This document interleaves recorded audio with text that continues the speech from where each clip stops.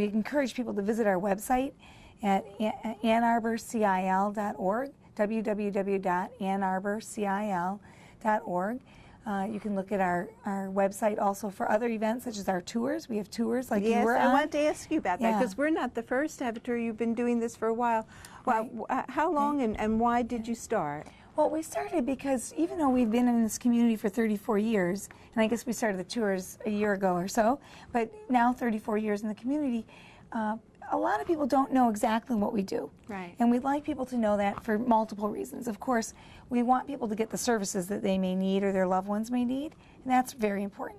But we also are a nonprofit, and we rely on our community. We rely on our community for both funding and for their support at events, their support to City Council when issues come up, their support to the county at the county commissioner's level, their support when we need to write for letters of request of funding to other entities, foundations, etc.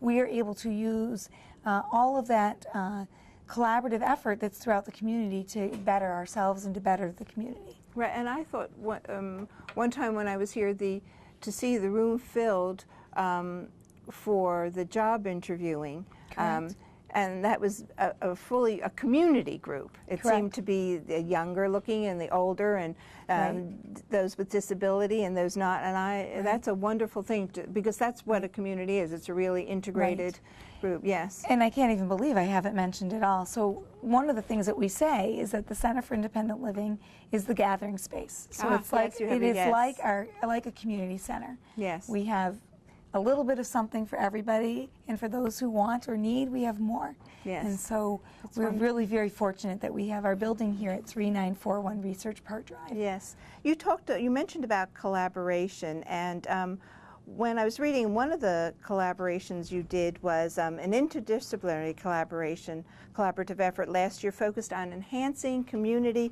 awareness of disability issues in the Ann Arbor community with a focus on accessibility in arts and culture. Right. Can you tell us just a little bit about that? Because that's interesting.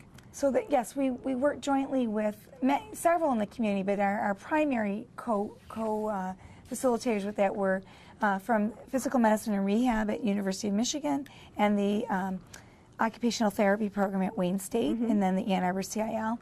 And there were others, as I said, that were involved throughout the arts and culture through Arts Alliance, through UMS, other places. And we, in working on that, we were looking at focus groups, and in looking at focus groups, we looked at people with disabilities themselves. We looked at providers of care for people with disabilities. We looked at arts and cultural managers, and we looked at community decision makers.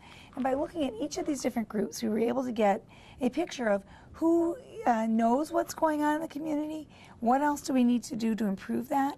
And so we're working on a community strategic plan and helping to educate and make those changes so that we can continue to have universal design be part of our arts and culture, so that we can have people with disabilities be part of performance, to part of holding venues, to part of being in the audience. And again, that relates right back to transportation. Yes. If you can't leave Hill Auditorium after the concert because there's no transit, then you can't go. Yes. And so and part of a vibrant community and well-being is being able to be integrated. And so that's really a good example of it. And so what we hope to do with the strategic planning approach is to continue to educate and help the community take those action pieces and then help that broaden beyond. Because there are places in our community that are very, very well done, and we just need to keep helping that information get farther along. Yes. One example is that we mentioned to a community that a community venue that we needed larger print programs, and now we have that. Yes. And so we're working on this throughout the community. Yes. I mean, some of the if you will, fixes or modifications are so really simple. Yes. Sometimes I think the people that do not have disabilities just don't realize, because you take certain things for granted. So I looked online, and on your website it says CIL creates livable communities, and so that is really what you're doing. everything from getting across the street to being able to get up a curb, right? Right, for curb ramps. Right. Bus service. That's right. Yes. Anything to do with lighting? Do you have to do with that too? Well, we talk about it when there are issues. We definitely, even in our own circle, we've worked with both DTE and the city to make sure here on Research Park Drive that the lights come on. We have talked about signage and lighting throughout the city. We've talked about signage for the businesses when they want to have the temporary signs that go out during the summer months.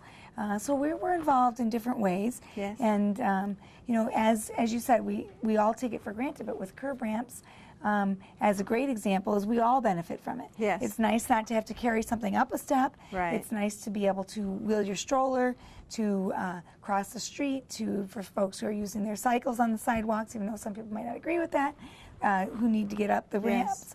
All these individuals, we all benefit from it. Yes. And so that's a great thing. Well, I want to thank you very much. This has been a wonderful visit filled with information, and I do hope you all come and take advantage, go online, check for the tour dates, and come and have a tour. I think you'll feel quite comfortable here and really have your eyes open to all that is offered. And I want to thank you, Carolyn, who's Director of Advocacy and Education for the Ann Arbor Center for Independent Living, for showing us around and being so willing to give us this interview.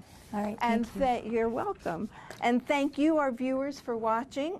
Email your suggestions to us and your comments to us at otherperspectivesannarbor.com, otherperspectivesa2.com. You know, we always welcome other perspectives, so we look forward to seeing you next time. Thank you. Bye-bye for now.